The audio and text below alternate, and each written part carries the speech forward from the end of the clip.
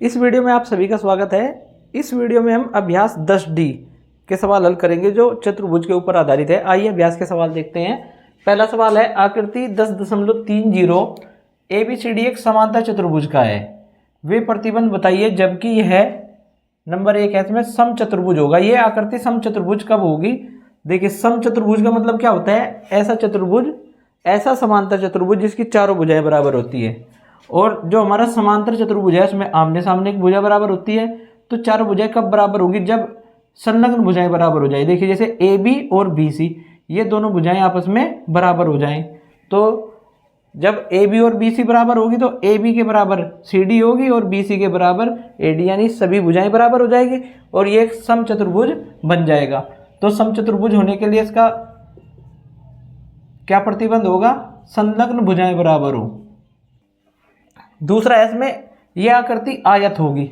आयत के लिए आपको पता है क्या होता है? आयत वह समांतर चतुर्भुज होता है जिसके आमने सामने की भुजा बराबर होती है और प्रत्येक कोण 90 डिग्री होता है। तो अगर इसमें एक कोण 90 डिग्री हो जाए, ठीक है, तो यह एक आयत होगा।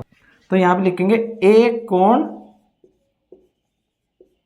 समकोण या 90 डिग्री हो। ठीक, वर्ग होगा। दी गई आकृति वर्ग कब होगी? वर्ग की चारों भुजाएं बराबर होती है और प्रत्येक कोण समकोण होता है। तो हम यहां पे लिखेंगे एक कोण समकोण व संलग्न भुजाएं समान हो और संलग्न भुजाएं बराबर। इसी प्रकार से सवाल नंबर 2 है, समांतर चतुर्भुज ABCD। इसी समांतर चतुर्भुज में निम्नांकित प्रत्येक कथन के सत्य होने पर आकृति को किस नाम से पुकारेंगे? देखिए, अगर इस आकृति में AB बराबर BC हो, AB बराबर BC यानी संलग्न भुजाएं बराबर हो, तो ये क्या बन जाएगा? ये बन जाएगा समचतुर्भुज। जैसे हमारा पहला पार्ट था, यही समचतुर्भुज हो जाएगा, क्योंकि समचतुर्भुज ये संलग्न भुजाएं बराबर होने से ये भुजा इसके बराबर, ये भुजा इसके बराबर, ये समचतुर्भुज हो जाएगा।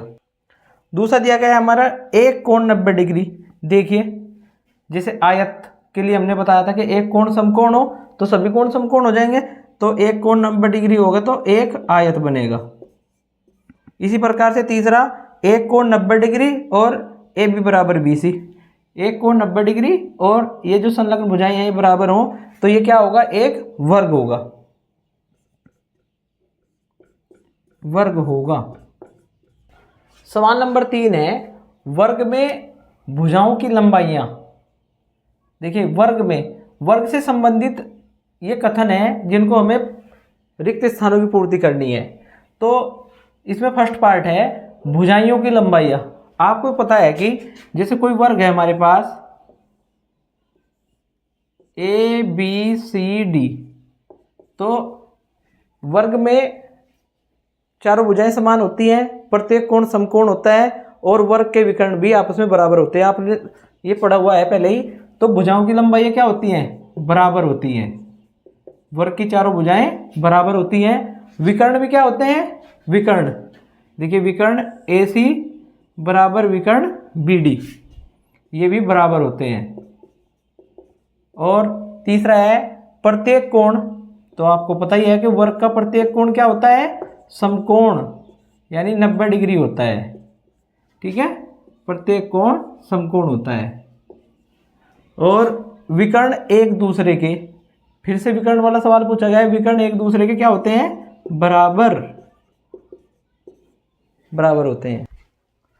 सवाल नंबर 4 है, यदि किसी वर्ग के विकर्ण का वर्ग, ध्यान देने की बात है यहाँ पे, वर्ग के विकर्ण का वर्ग 50 वर्ग सेंटीमीटर है तो इसका परिमाप ज्ञात कीजिए। हमारे पास एक वर्ग है CD,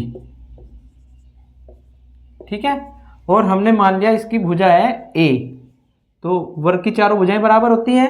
मान लेते हैं, माना वर्ग की भुजा बराबर A, तो ये वर्ग का विकर्ण हो गया। वर्ग का विकर्ण के सूत्र क्या होता है भाई? वर्ग का विकर्ण हमें पता है, वर्ग का विकर्ण होता है √2 या वर्गमूल 2 गुणा भुजा, और भुजा कितनी है? A, तो वर्ग का विकर्ण हो जाएगा √2a। ठीक है।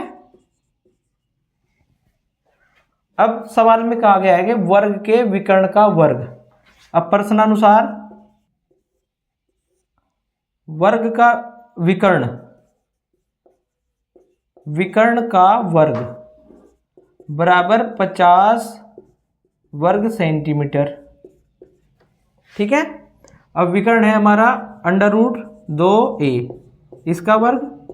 इस 50 के हम गुणनखंड कर लेते हैं। कैसे होंगे भाई?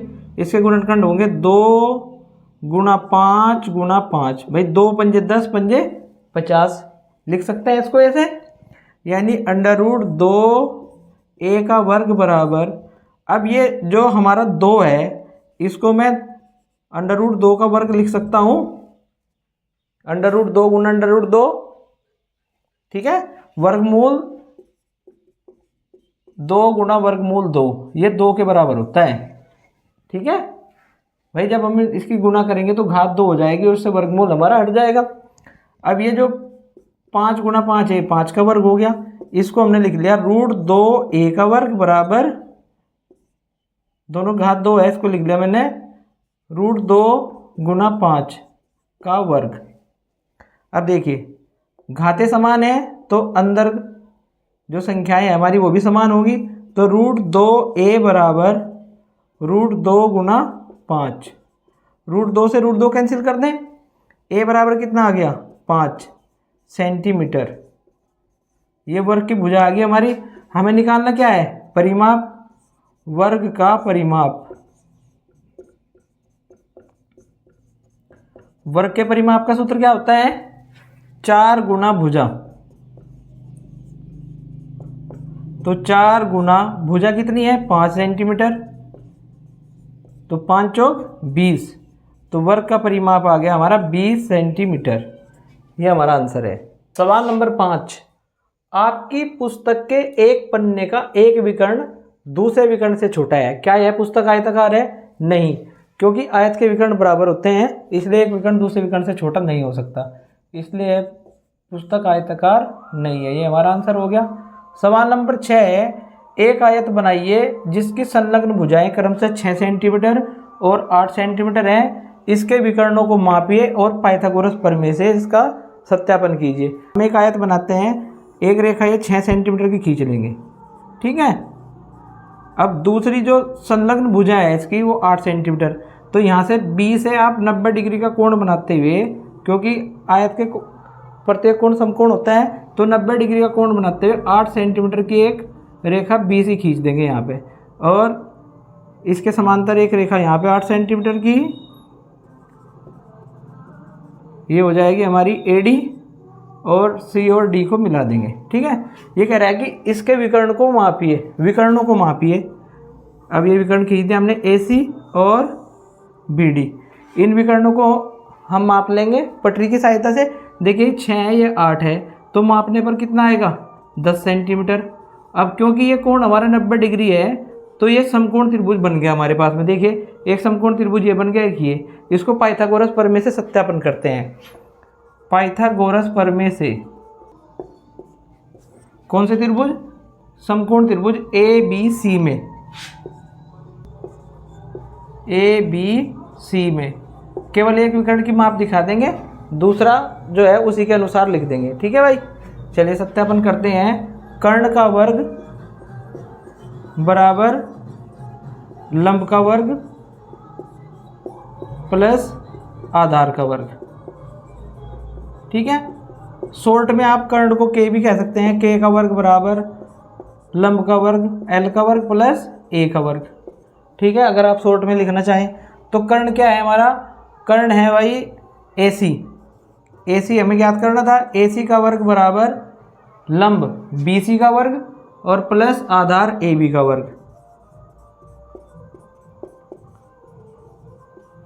तो BC है हमारी 8 सेंटीमीटर, 8 का वर्ग प्लस 6 का वर्ग। 8 का वर्ग कितना होता है?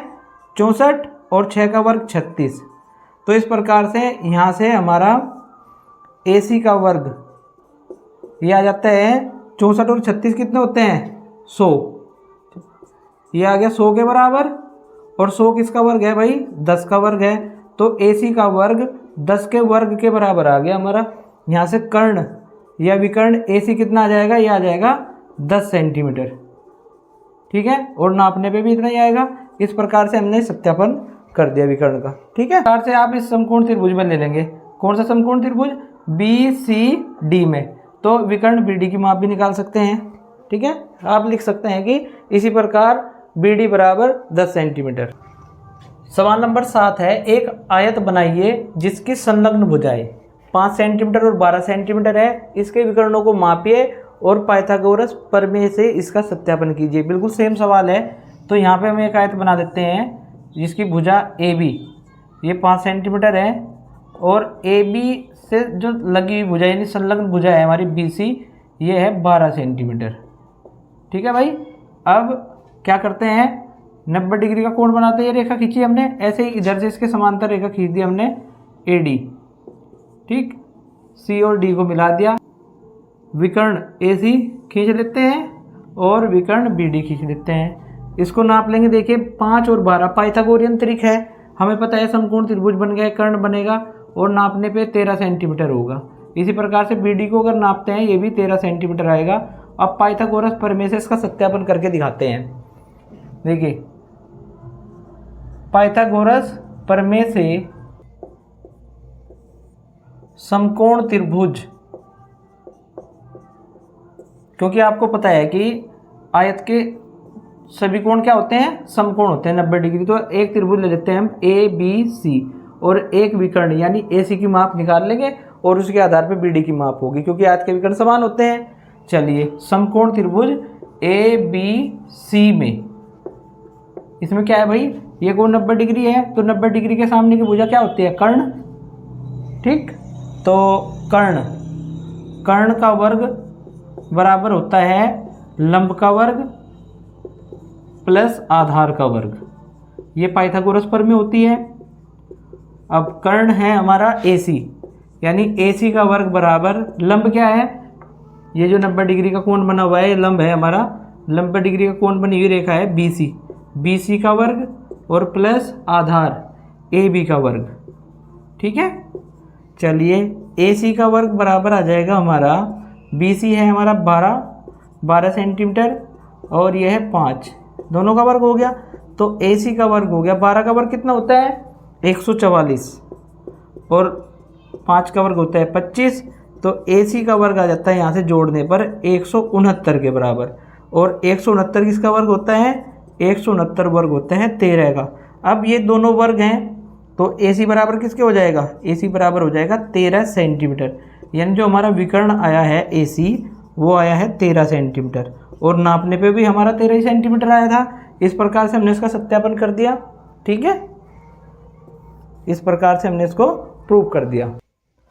सवाल नंबर 8 है, समचतुर्भुज का एक विकर्ण यदि उसकी एक भुजा के बराबर हो तो इसके सभी अंतःकोणों का मान ज्ञात कीजिए।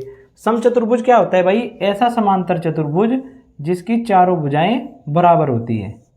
तो हमने एक समचतुर्भुज बना दिया ABCD। अब ये कह रहा है सवाल में कि इसका एक विकर्ण इसकी एक भुजा के बराबर है। अब समचतुर्भुज की चारों भुजाएं बराबर होती है और उसने विकर्ण भी बराबर कर दिया।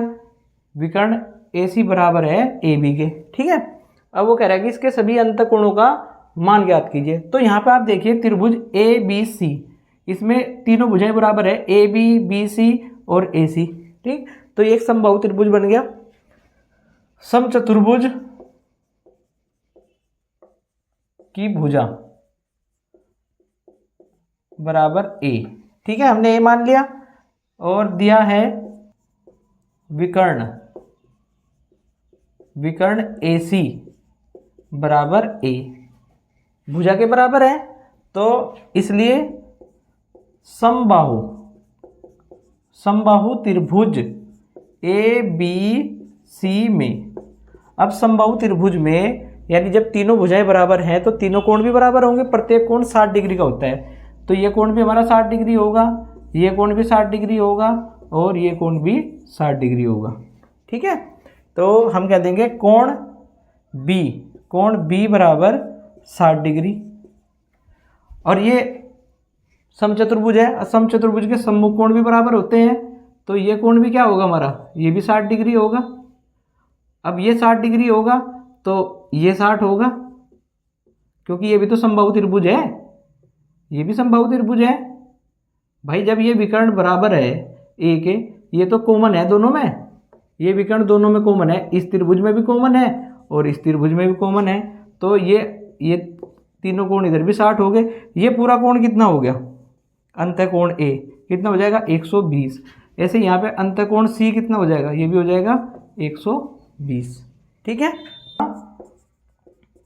त्रिभुज ADC में कोण D बराबर कोण B बराबर 60 डिग्री। इसलिए जो हमारा अंतःकोण है समचतुर्भुज के क्या होंगे, अंतःकोण A, ये पूरा कोण ये हो जाएगा 60 + 60 कितना हो गया 120, और कोण B 60 डिग्री है। कोण C है हमारा, ये भी 120 हो जाएगा पूरा, ये भी 60 + 60 बराबर 120 डिग्री, और कोण D है 60 डिग्री। ठीक है, इस प्रकार से हम यहाँ पे आंसर दे देंगे 60, 120 डिग्री, 60 डिग्री, 120 डिग्री और 60 डिग्री, ये हमारे कोण हो जाएंगे। अभ्यास समाप्त। वीडियो देखने के लिए आप सभी का धन्यवाद।